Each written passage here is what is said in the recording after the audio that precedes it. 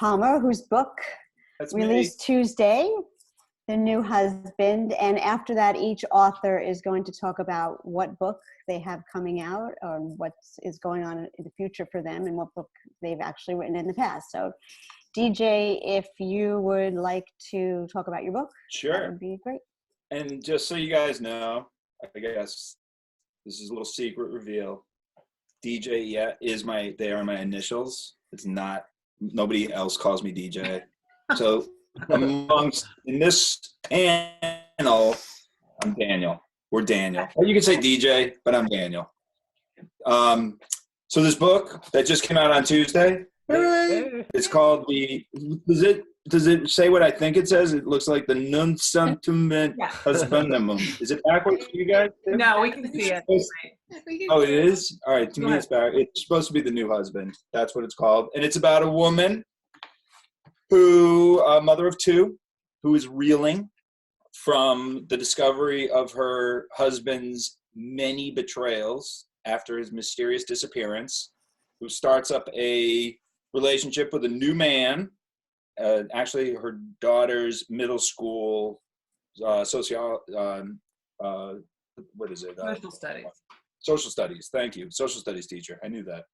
And this guy may be the family's salvation, or he may be the family's undoing. And I dig what the marketing folks came up with. They had this awesome checklist. They said, what makes Simon Fitch so perfect? You know, he knows her foods. The son loves him. She's there when he needs him most. He seems like he'd be the perfect husband. He checks all the boxes. The question is why? And that's what the book is about. Yay. And I will have to just say one thing is that I was so nervous reading Daniel's book that I flipped ahead to see the ending. That's how you did. You did an end flip on me. I did, and I don't do that. I couldn't take an honor. That's like a badge of honor. I take that as a big compliment to get the end flip. Thank you. It was amazing, definitely. Okay, all righty. So, who's up next? Is Stephen. All right, great. Stephen James here, and I've written 18 thrillers, and the latest one is called Synapse, and it's my first sci-fi thriller. And it came out last fall, so I'm looking forward to hearing what everyone else has going on as well. All right. Is it me now? Yes, Lisa Unger. Hi, I'm Lisa Unger. I am the author of 17, going on 18 novels of psychological suspense. The Stranger Inside, which is right here. Does it look backwards? I don't think it does. No, or does it? Another The Stranger Inside, which came out in October, which is about an investigative journalist who becomes obsessed with a vigilante. And coming up in October, my 18th novel, I have to show it because I just got the galleys. Oh, wow. And so it's always so exciting when the galleys come. So Confessions on the 745 will come out in October 6th. Excellent. That's awesome. Thanks. I love The Stranger Inside, by the way. Me too. Thank you. I really love that book. Thanks, you guys. Next up is Wendy Walker. Oh, okay. I'm Wendy Walker. And this is my third thriller the night before, and it's coming out in paperback on April 28th. So the hardcover was released last year, and it's about an internet date that goes very wrong. A woman does not return home the morning after, and her sister begins a desperate search to find her. But you also get to go back in time and live hour by hour on the date. So it's kind of a fast-paced thriller. And then in September, this is my galley of my new one called Don't Look for Me. And this is a really dark thriller about a woman who disappears, but it looks as though she's walked away from her life. And that's not necessarily what's happened to her. So you get her daughter looking for her, and you also get to see where she is being held. And there's a lot of kind of dark psychology, and it's as close to horror as I've ever written. It's nothing gruesome, but just it's got sort of a misery feel to it. So yeah, that's that. Next we have A.F. Alec. Or Hi. Alex, I can call you Alex. You're Daniel, I can call you Alex.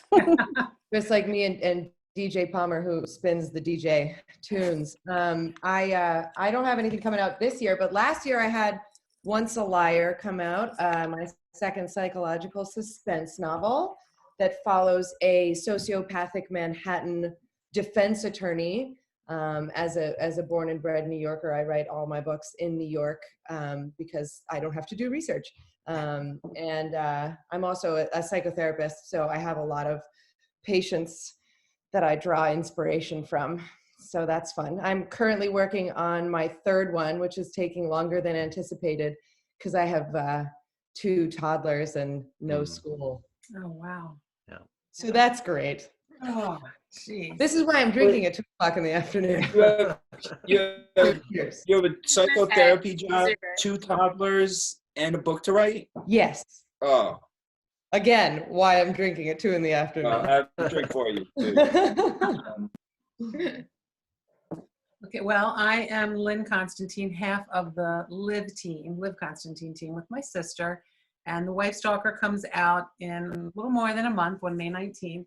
And it's a story, psychological thriller about 2 women, Joanna and Piper. And Joanna is devastated when Piper spirits away her family, her husband and her children. And she begins to dig into Piper's past and find some very dark and disturbing secrets that make her fear for the life of her family. But nobody will believe her. So she has to race against the clock to try to find the truth before everyone is killed in her mind. So that comes out in May. And that's our third thriller. And we just put the wrap on the 4th, which we'll be sending off soon. So back to you. I loved it. I thought it was fantastic. Oh, thank I you. was get an early read. Thank you for sharing it with me early. It was awesome. Oh, well, well, your blurb is on, yes, thank you for your blurb, and Lisa's on our cover. So we were, yes, thrilled to have that. Okay. So as Alex mentioned, it's a tough time with everyone being home. You know, I'm a blogger, so that's a little bit off. My reading is off. So I wondered, how is all this affecting all of your writing? So Daniel, if you wanted to answer that question first. Sure. Well, it's been great for not writing, I would say. It's been one of my best not writing streaks that I've been on. And I could go, I have a place I can go. I have another kind of hideaway where I can leave the house and sit down and do my work.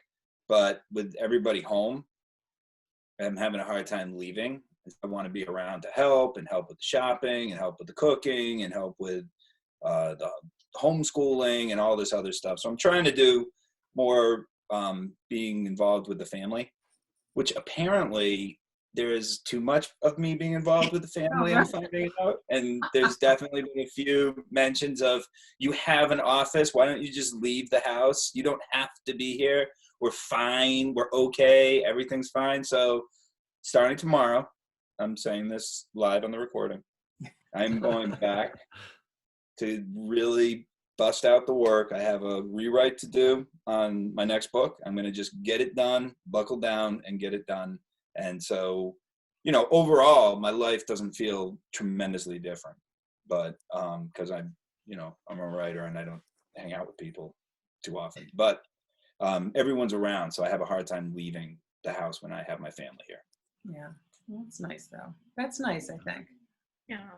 Yeah, it's actually been, I will say this, like, it's been horrible, right? It's horrible. This is horrible. So yes, it is horrible. But we are less stressed out. There's not as much driving. We're not driving to this activity and that activity. We're eating dinner together as a family. We're playing family games. We're watching shows. We're walking the dog. We walk down the street and the kids play at this cul-de-sac and have some fun down there. I think my teenage son is finally getting the appropriate amount of sleep, maybe a little over appropriate amount of sleep. But so there's some benefits too, just on the family time.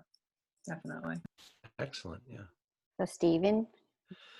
Well, I was planning to spend all spring and early summer speaking at different conferences all over the country and doing some keynotes. And so now I am in my basement for the month and 2 months. And so I haven't emerged too much, but I've been chomping away at the edits to my next novel. And so on the one hand, that's good, but I was hoping to kind of get out of my basement this spring. Doesn't look like that's going to happen. Yeah. It sounds like a plot of another book, maybe. Ooh, there you go. Yeah. Trapped in the basement. Yeah. Can't get out. I know.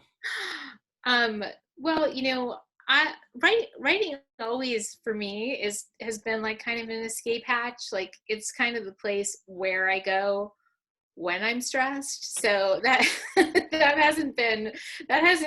so it continues to be kind of a refuge for me. And I don't have two toddlers at home. My daughter is 14, and she started, her school made this kind of really nice pivot to online learning. So she, logs in for her classes at 8, and then she breaks at 10:30, and then she logs back in. And so I try to, same as her normal sort of school day in many ways. So I kind of try to get that first creative cycle in before she wakes up. And then I, use her school day as kind of my work day. I have snack at 10:15 with my middle schooler, and, just kind of keeping that routine. And then every afternoon we all kind of go out as a family and, get our exercise. Right. We go to the park or wherever we can go with the dog and all that stuff. And you try to do that. But, I am, like Daniel said, I'm a writer. My husband works from home, so we're just kind of adjusting to, having our daughter here and, sort of trying to help her metabolize some of the things that she's really missing and disappointed about, and trying to help her to understand something that, we don't even really understand. So there's like kind of that heightened, emotional thing, but mainly, we're just kind of, trying to be grateful, that we're all safe and healthy, and that, I work from home already, and so does my husband, and, we're just trying to make the best of a situation that for many others is, this is an extremely dark time. Right. Wendy's next. Oh, I'm up. I keep thinking it's Alex next. Okay. So I kind of went the other way. I had this idea that I was going to write a book this spring because I was almost an empty nester. And I was like, oh my gosh, I have all this time. And then I sort of got started on it and got 20 pages written, and then everything stopped. The two kids from college came home. I was food shopping, getting the house ready, and just, dealing with all of the everything, like the shock to our lives of having to figure out, just getting their stuff from college, that they needed. So it gave me so much anxiety, the uncertainty of what was going to happen. And I think about a week and a half went by, and they started, canceling everything for, into April. And we kind of could see it was going to go longer than that. And I just knew I had to write this book, like do or die, or I was like, my anxiety was going to go like and murder me in my sleep, which I wasn't having much of anyway. And so I did what Lisa did. I would just, I'll get up, the anxiety would wake me up around 4 a.m. and, under normal circumstances, I would, go back to sleep or try. And I would just wake up and go downstairs, make coffee, and write until the kids woke up. And they are older, so they sleep, till like 10 or 11. And so I would write, and I finished the book in like 4 weeks. It was the fastest I've ever written. Every day I wrote 10 pages every day. Alex she was on a text chain. Like, I'm going to write my 10 pages. I will write them. Well, I don't care. I'm going to send you some bulleted points of what I have to work on. Just do 5 pages. I don't know. I mean, I honestly, I have no idea what this book, it took on a totally different feel. It took on the sort of powerlessness and the just all of the things I was feeling from this like crisis that I had never experienced before in my life went into not the plot, but into the character. And I wrote her in first person, and she's younger. She's 17, so I could let loose a little bit on her, free flowing emotions. And so I went back and reread it and thought it was great, but I'm sure I'm not going to even look at it for, a while, because I have no idea what it's going to read like when I'm in a different state of mind. But that, just getting that done gave me so much peace, because I just feel like, at least one part of my life is in order, and everything else is still, obviously completely out of whack. And I cleaned my house. I scrubbed every baseboard with toothbrush. It's really been a strange situation here. But I have a clean house and a book written, so there you go. Excellent. Awesome. Yeah. Alex, I think I need a session with you. She's Yeah. looking at me like, girl, you need Oh, a yeah. session or a drink. Probably we all do, I think. And a Full drink. time. The anxiety wakes me up at 4 a.m. and I'm like, all right, sweetie, we got to get this out. I'm glad you're clean, though, that the place is cleaned up. That's good news. I find that my biggest trouble, aside from just the number of hours in a day, which have suddenly become wildly insufficient, is that I'm much dumber than I used to be. Pre-COVID, I was a reasonably intelligent person, and now I'm very, very dumb. And so I found myself the other day when I was writing, I was staring at the word probably, and I kept saying probably, and I couldn't make it correct. And I just kept doing that. And so it's slow going because I have lost many integral IQ points. But yeah, I mean, I think that as Wendy was saying a minute ago, that taking all of the stress that we're experiencing and sort of channeling it into what we're writing. If we were to be writing romance novels, that might not be particularly useful.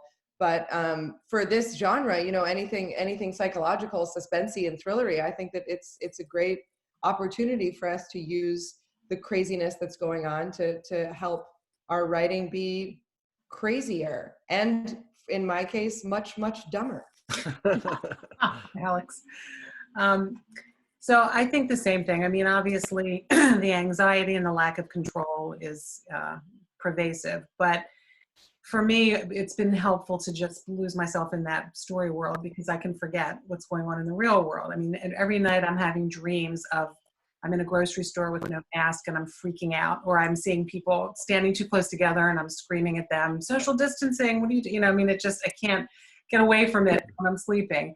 But it's been good. I mean, I'm used to working from home. My husband does as well. And we have college kids. So they're back here. They're sleeping until, I think, 2 in the afternoon and playing Xbox until 5 in the morning. So that's really, we're on different schedules. We're trying to live and let live a little bit, since, we want to keep the tension down and keep everybody sane. But it's the production, fortunately, it's been a productive time, and I keep saying, now I've finished one edit, like maybe I'll do an online course. I was even thinking, Alex, I could maybe find an online course of forensic psychology or something. You know what I mean? Like maybe I can do some stuff as well, set some goals to increase my knowledge in terms of research. So it's not just trying to be creative, because I feel like we need something to fill the well. And for me, I'm an extrovert, and a lot of that is Thriller Fest and, conferences and all of that's gone.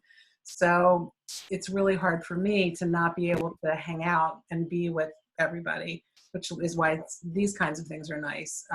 So that's my challenge, is just trying to figure out how to get stimulation in a world where we have to be so isolated right now. So. My goal is like shower. If I have a shower, I'm like, wow, that was a pretty good day. We can tell from your nice hair that you showered today. Well, that's why these things are good, because it made it's the first time I've had makeup on in a month. Makeup, yeah. Yeah. So. I'm definitely finding myself less motivated. Like I'm like realizing, at least for me, just time is the most precious thing I have, and how I spend my time. It's making me very aware of, every minute I have here is a blessing. I'm like more aware of my breath and just being present in my own existence, as opposed to the running. Right. But maybe if you make sure you get the showers, maybe they're not going to chase you to your office. Right. Well, right. That's true. On that note, Yes. I'm becoming a hair cutter tomorrow. Everything Oh, came from Amazon, love so that I'm hair. cutting everybody's hair. Perfect. Good luck. So do you guys, as in this genre, do you watch and read just thriller related shows? And if so, what are they that you've been watching? So Daniel, Are if you you want to doing take that. order again? What? So being in the thriller genre, do you watch and read thriller related shows and books? So just You want me to curious, start? Daniel, if you want to Yeah, I answer just that. talk. Yeah. Now I feel like I'm dominating the panel. It's all I'm that about you. guy. It's all about you. I'm the guy who won't. I'll go quick. I read thrillers. I read Wendy. I read Lisa. I read Lynne. That's pretty much what I read.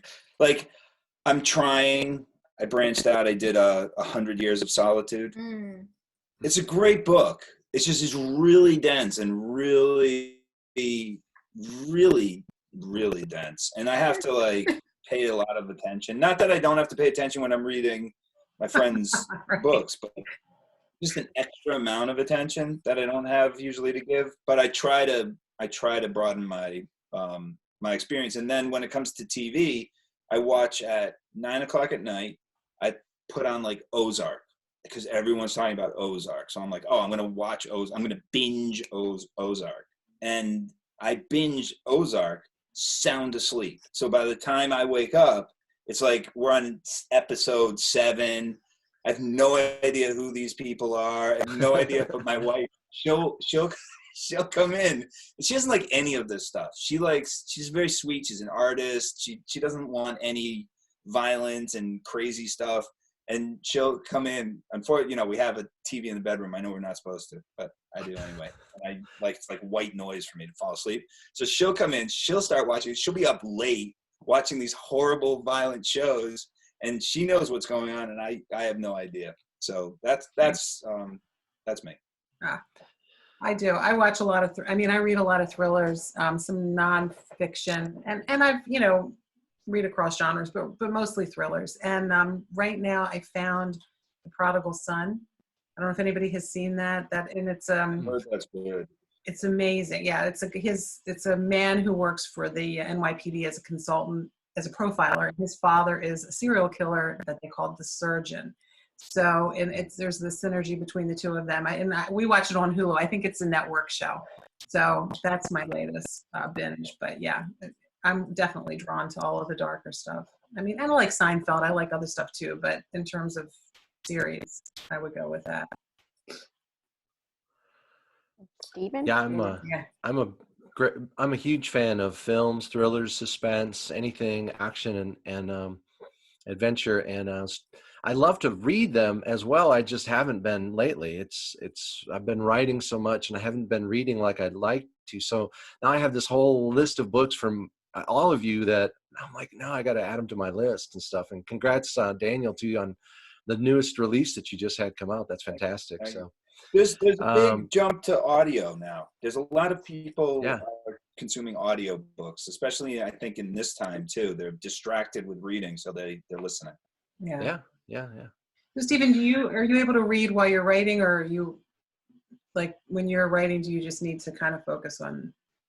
Yeah, I tend to really dive into something head first and sort of immerse myself in it. So if I'm writing, I'm writing all day, and then when I'm done with a book or at a break, then I kind of go on a binge reading retreat, and I'll read just for a couple of days, just read completely. So I'm not very balanced. So I think that I need some psychotherapy actually, and I think we all do. I think I'll just make we a should actually session turn with the Alex corner. at the end of this. And Need group yeah. therapy right now. I'll send you invoices. It'll be fine. No, I don't like that part of it. But yeah, no, I love thrillers, especially lately. I've been watching more movies, and also I did watch Ozark as well, Daniel. So yeah, it's good. It's well written. I'll have to go back and watch it again. Do I go after Stephen? Yes. Hi.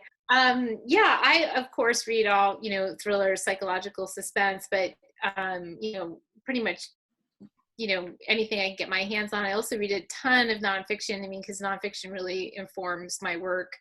So a lot of things like that, but just sort of last year I was on stage with Laura Lippman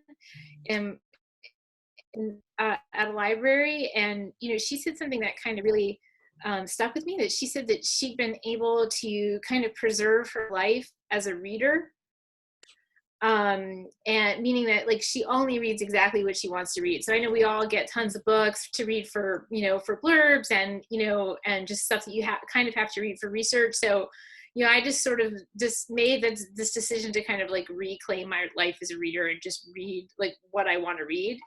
And so I started specifically right now, because my daughter is like, can't see any of her friends. I started a little book group for her and her friends. And we're currently reading The Hate You Give by Angie Thomas, which is, completely outside of what, I would normally read, but something that I have been wanting to read for a long time. And so, I'm reading that with them, and it's just like this really nice opportunity to just talk to her and her friends about, all the themes of the book and stuff like that. So that's been a really interesting experience, just like starting this book group with, my 14-year-old, like a teen book group basically. And it's been really cool. And, I too also almost immediately fall asleep whenever I turn on the television. It's like my frontal lobe goes off and I'm just like out like a light. But I have watched just recently The Stranger, Harlan Coben, which was terrific. It was terrific. And I thought that like the UK element to it really just added another layer to a story that was already great. And The Outsider, which is the Stephen King adaptation, which was, even I will say it was extremely dark and scary, and it gave me nightmares, which is not something that happens very often. So it was also beautifully done and brilliantly acted. And so those are two things that I've enjoyed recently. And I end up reading a lot of thrillers to blurb, and I like that idea of reclaiming your reading life. I always have read suspense. I used to read more legal thrillers, but I did a little bit this over Christmas break. I read Three Women, and I read My Dark Vanessa. Probably not two books to read back to back, but that like books that they're dark, so they're not thrillers, but they're dark and they're psychological. And so I think pretty much anything that dives deep into human psyche on the dark side. I don't know why that is. Maybe it makes me feel better about myself, but yeah. And otherwise I've just been reading, I have a stack of books from authors to blurb, and I enjoy it. And I do the same thing. I don't read while I'm trying to write, but I will then binge for a few days, and I'll read for 6 hours straight, and I'll read a whole book. And if I can. And watching, I have to put something on at night. It's been really hard to turn off the news. I know I probably shouldn't be watching the news, but it's been hard to turn. It's like a car accident or something. It's so hard to turn away from it. But I've been watching Better Things. I think it's the third season of that, which if you guys haven't seen it, it's on FX, and it's just one of the most real sort of shows about parenting, and it's a single mom, and the acting's amazing, the characters are amazing. So highly recommend it. And then this is the strangest thing, I usually don't watch network television that much because it tends to be on the lighter side, even the darker stuff. But I've been watching Scandal because there are 7 seasons, and now I'm just my friend kept telling me I would love it. She says, so every episode, it gives you a little something that's solved in that episode, but then the ongoing drama with the characters persists throughout. I imagine all the seasons. I'm on season 2 now, and I'm just binging it. And every night I've got my glass of wine. I'm gonna say, does it make you turn want on the wine? news. Yes. Yeah, and then watch, and I watch, like, and one episode of Scandal, and then probably that's it for me. Which is, it's interesting, is I don't know if it would be something that would I would find as not enjoyable is not the right word, but as engaging. But there's something about switching from the news to something that's somewhat formulaic, but also really great character development that is sort of making my brain happy at the moment. So whatever. We all get a pass this year. I like what Daniel said about things being easier. I told my kids, like, that's the only good thing coming out of this, is that everybody gets a pass. My kids don't have to find the perfect summer internship. My son's great. Everything's pass fail. I mean, even trying to arrange a book tour, as much as I regret not being able to see my friends at Thriller Fest. It's a lot of work, right? To schedule it, a lot of planning. And that's what I would be doing now for September. I would be planning nonstop for the book tour. So, yeah. Yeah, I think it's interesting. Like, how much are we doing that's unnecessary, and how much will we kind of jettison when we come out of this? I think that'll be an interesting thing to keep track of. I think some things are going to change for good. And getting to your point about Audible books, people are saying, and I agree with this, it's very hard to read anything that takes too much concentration right now, because it's like trying to, read while your house is on fire. Like, you're like, oh, I can't get too, I can't like let my brain get too preoccupied or too taken up with another story, because I got to keep an eye on the kitchen fire, make sure it doesn't spread. I mean, it's almost that kind of feeling, like there's something, I think, that's triggering our brains to stay, focused on the situation. But the Audible, people say they'll go for a walk, and it's using up, I guess, a different part of your brain, right? It's a different, anyway. Well, it's interesting from an industry standard too. I feel like Audible is going to be, have an edge as well over, they don't have to print books, right? I mean, it's much easier to produce an audio recording, and even the talent can really be done in a studio alone. So, all the things that are required to come together for publishing, I mean, which hopefully we'll figure out soon, but I think that they have the edge in that regard. I read this fascinating, it's in Hollywood Reporter, I think it's today, about what Hollywood has to do to get back to work. It's incredible. Like, it's really complicated. Yeah, be CGI maybe, right? No more actors. Maybe it'll just all be computer, right? I mean, all animated now, right? They used to share hammers building sets. Now you have to have your own tools and crowd scenes and the extras. And do they shoot things in restaurants anymore? Do they show that anymore? Wow. I know. Even watching TV now, and I'm watching stuff and I see people all together in restaurants, and I'm like, it seems like that was the bygone era already, even though it's only been, 6 weeks, doesn't it? It just is so scary to me too, how quickly we adapt to a new normal, and to be thinking like, oh, you can't get near me, where it wouldn't have occurred to you. Like, are we ever going to be able to all be together again? Right. Did anybody write social distancing into your next book? Or do you think it's just too? I guess, let's have faith. I actually did a little bit in mine. Did you? Good for you. I just went through the book that I'm working on and took out all the handshakes, because I thought whenever the book comes out in a year now, whatever, that people are going to read it and it'll be dated. They'll be saying, what? When did we do that? And so I took all the handshakes out. Oh, wow. The book. Good and idea. just a little thing, because in a year or two, will it seem passé to talk about people shaking hands? Oh God, I hope not. I mean, I hope that we get to touch each other again.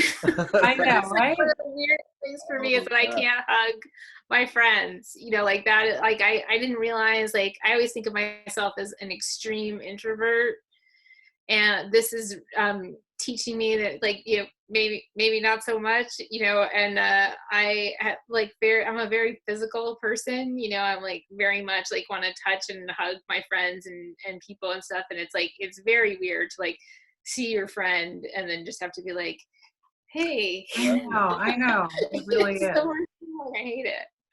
I think we're gonna touch each other again at some point, right? I think so. I mean, that's gotta be.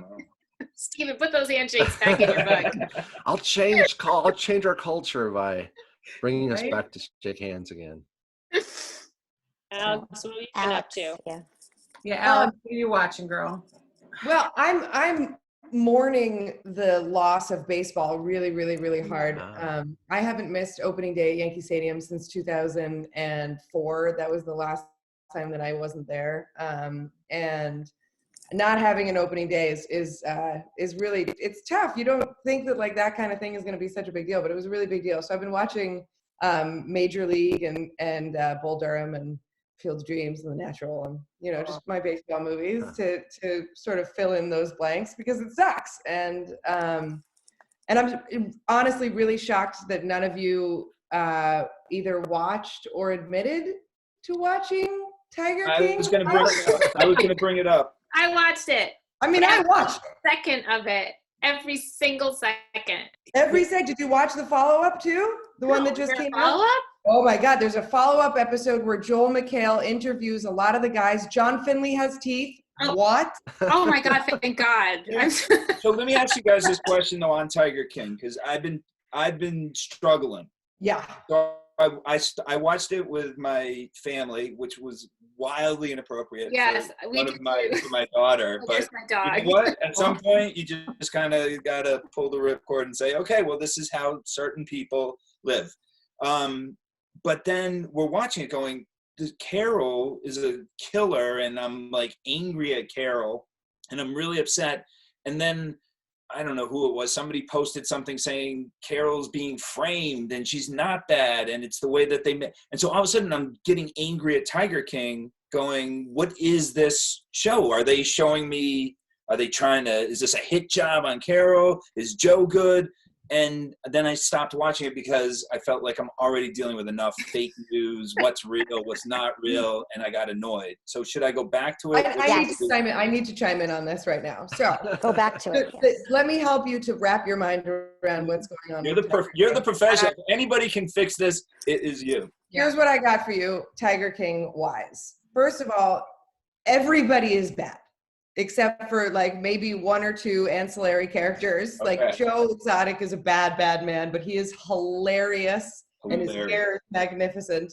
And there's a lot of things about it that are just mandatory watching, because if any of us wrote this book, our editors would come back with the whole thing highlighted, being like, not believable, not believable, and you're alienating your readers here. Right. And it would all just be a nightmare, but it's happening.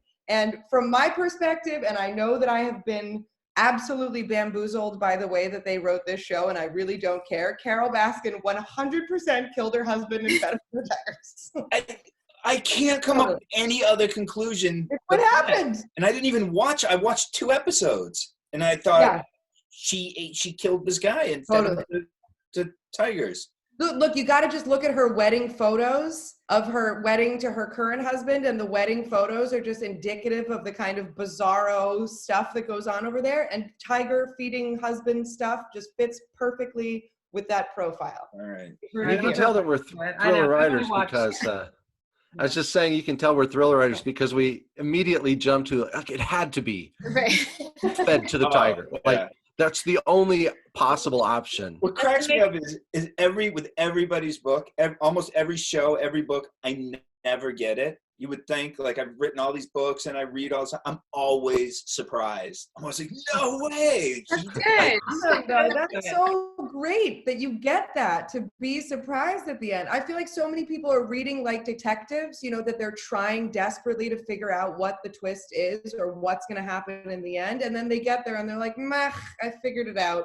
Right. And I'm like, all right, well, if you had 57 different options of what could have happened and one of them was right, like, of course you're going to figure it out. But I love the way that you read, to be like, yeah, wow. Yeah, I'm always surprised. I love that. That could have been our thriller panel about Tiger King. Yeah, Dissecting it. Here's That could be the what I want to know is how many spouses would take advantage of that opportunity to get rid of their spouse, like a whole zoo full of tigers that would remove the evidence. Like, I mean, it's just when I saw that, I was like, you just wonder how many couples are out there, because it's hard, right? I mean, I feel like the difficulty of getting away with it is an impediment to that actually happening. Do the tigers eat the bones though? Do they go all in? I don't know. Sure. I guess. You see the sides of cows that went in there? There was a whole side of a cow, and that they didn't seem to have much detritus afterward. That's true. I don't know. I don't know. I don't have tigers. Maybe we should take an online class about what happens when tigers in the body. The information is out there, I'm sure of it. Yeah, I'm sure there's a webinar somewhere on it. I'm sure. Well, I'm definitely going to go. I'm going to use the office outside of the home before I get to the point where my wife wants to feed me to a large cat. That is a good idea. Yeah, I think if your spouse comes home with like a tiger now, like everyone should be aware. Everyone is on notice. The entire world is on notice. Spouse brings home a tiger. Right. It's not just a new hobby. Things are not good. It's bad. That's fine. All right. So Especially if they have a note that says, in case of disappearance, not death, in case of disappearance, here is the will or whatever. What? Oh my gosh. So you guys have all written many books. So do you find as you're writing your next book that you have, is it harder to write your plot twists? Is it hard to write ideas? Is it hard to just figure out what you're going to do next, given the stuff that you've done in the past? So Daniel, if you want to take that first. Well, it's hard not to read reader feedback. I feel like I should never do it, and then I do it anyway. And then you go to you like read the glowing praise, and you kind of read it like, he's good. But then you'll get to the snippy ones, and you obsess over them, and you're like, oh, so nothing surprised you, and the writing was, school grade writing, and you get all kind of angry about that. So you're like, all right, I'll tell you what, I'm going to write a book that you'll never guess what's happening, and you'll be completely bamboozled. And then you turn it into your editor, and your editor's like, I had no idea this is too out of left field. And so then you have to rein it back in and just do what you normally do, which is provide the clues, provide the kind of, just tell a good story, and don't try to get too caught up in, I have to have the most incredible twist, I have to have the most incredible reveal, I have to have, these wild things happen. You just have to do your job and focus on writing interesting characters with an interesting premise, and follow your kind of instincts that you've honed over the years. So I know what to do, I know how to do it, and I just have to continue to kind of follow that path. The crazier I try to be to trick the reader, the more I'm actually tricking and being a disservice to myself and the book. So I don't know if that answered the question. No, it does, yeah.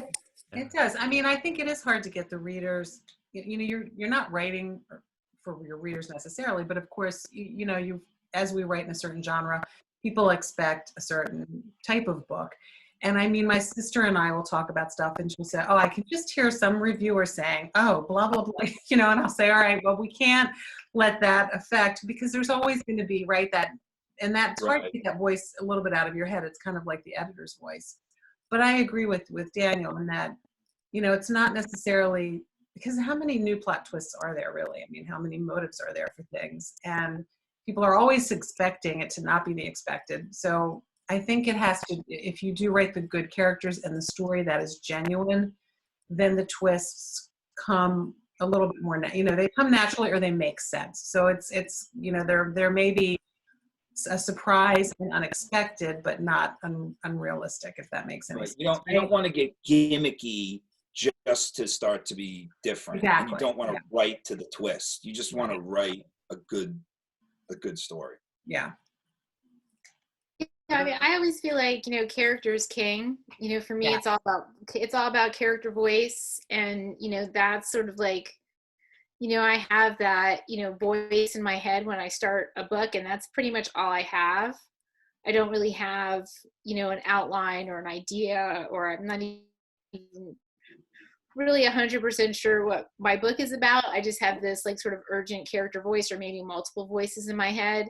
And I follow those voices through the narrative. And I've written every single one of my books that way. And it feels like a very organic, way to tell a story for me. I mean, it's the only way I've ever done it. And, I feel like if you dwell in that place, then, whatever, twist or, sort of switchbacks or whatever wind up evolving, they're authentic, because, life has a lot of twists and, switchbacks and, like just living your life. I mean, this is we're living in the ultimate plot twist right now, right? Like if anything that you ever worried about a month ago was this one of the, was this one of those things, a global pandemic. So I feel like if you can dwell in that like sort of organic storytelling place, you're always going to create a story that's, rich and authentic and character driven and has the sort of organic twist that people want, as opposed to the kind of manufactured idea of like, I'm going to write a big twist, or I'm going to write a book about this. Like, I just don't know that that's an authentic way to create a, good story that people connect with. I also write organically, like you were just saying, and I've never started a book where I know how it will end. So for me, my stories are always kind of a journey of discovery. Yeah. And the one that I'm working on right now, I realized about halfway through that there would be a twist in the second to last paragraph, that it would unravel the whole book and then rethread it with this new meaning that comes in the last page of the book. So that was really exciting to kind of come to that discovery, because I didn't know it when I started.